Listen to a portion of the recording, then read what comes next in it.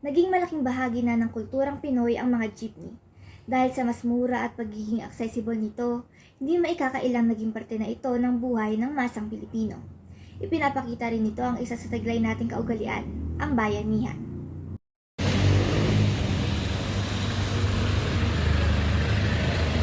Nitong 2017 lamang, panahon ni dating Pangulong Rodrigo Duterte, inilabas ng DOTR ang Public Utility Vehicle Modernization Program na naglalayong gawing mas modernized ang mga tradisyonal nating jeepney upang isaalang-alang ang kaligtasan at ganoon na rin upang maging mas mabilis at komportable ang mga pasahero.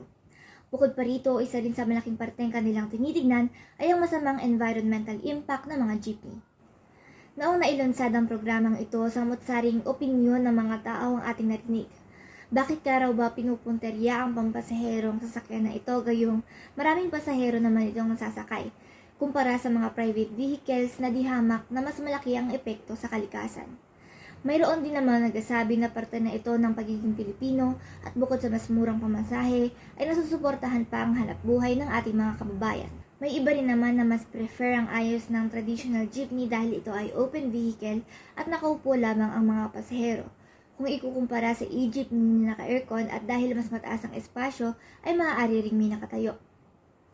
Ngunit sa kabila ng pagtuto ng iba, mayroon din namang sumusuporta rito na kabaligtaran naman ang mga dahilan sa mga opinyon ng mga tumututol dito. Ngayon ay atin namang puntahan ng detalye ng programang ito. Pinopropose nito na palitan ang mga jeepney na nasa 15 taon na at ganoon din ang pagpalit ng Euro 4 o yung tinatawag natin na electric engines na nakakatulong sa pagbaba ng black carbon, isang major contributor sa climate change. Alinsunod din ito sa Section 218749 Philippine Clear Act na naglalayong i-control ang air pollution sa bansa. Ang tinutukoy sa pag-improve ng safety ng traditional jeepney ay katulad ng anti-locking braking systems na meron sa e-jeepney kung saan pinaprevent nito na mag-lock ang mga gulong kapag nakahinto or nakabrake yung sasakyan. Sa efficiency naman ay ang pagkakaroon nito ng GPS tracking system at automated fare collection system na nagpapabilis sa pagbabayad ng mga pasahero.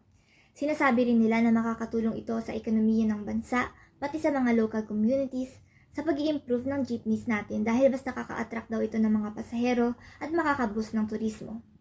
Sa kabila ng mga benefits na ina-offer ng modern jeepney ay ang pasakit nito sa mga jeepney driver. Ang isang e-jeepney ay nagkakahalaga ng mahigit 2 milyong piso.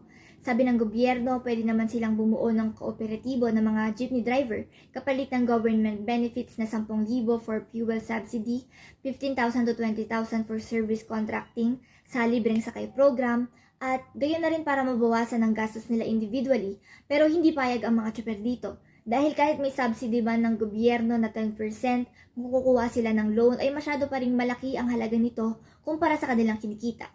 Kasabay din nito ay ang forced franchise consolidation kung saan persahang pinaposurrender na nila ang sari-sariling prangkisa ng mga driver upang sila ay sumali sa iisang kooperatiba, katulad ng nabanggit kanina.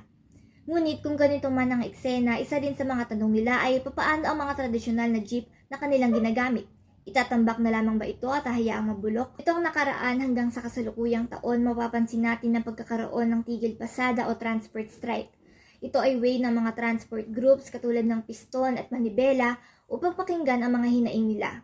Ang mga ito ay ang pagkansela ng forced franchise consolidation, pag-grant sa permission ng mga sumali sa cooperative para mag-withdraw, renewal ng kanilang mga prangkisa, paglipat ng pondo sa rehabilitasyon ng mga traditional jeepney at pagbibigay ng subsidy, imbis na gamitin ang mga ito sa jeepney phase-out. Sa ngayon, extended lang ang PUV consolidation hanggang ngayong araw, November 29, 2024, ayon sa request ng Senado. Ikaw, ano ang pananaw mo rito? Mas matimbang ba ang benefits na in-offer sa'yo ng e-jeepney o ang hirap na daranasin ng mga jeepney driver? O maaari namang pantay lang, walang sapilitan, walang jeepney phase-out, ngunit ayos lang din kung magkaroon ng e-jeepney. Ngunit iisa lamang ang dapat nating alalahanin para sa akin. Sa pag-angat, dapat kasama ang lahat. Wala namang masama sa pag-aasam ng pag-unlad, ngunit dapat ay walang maiiwanan.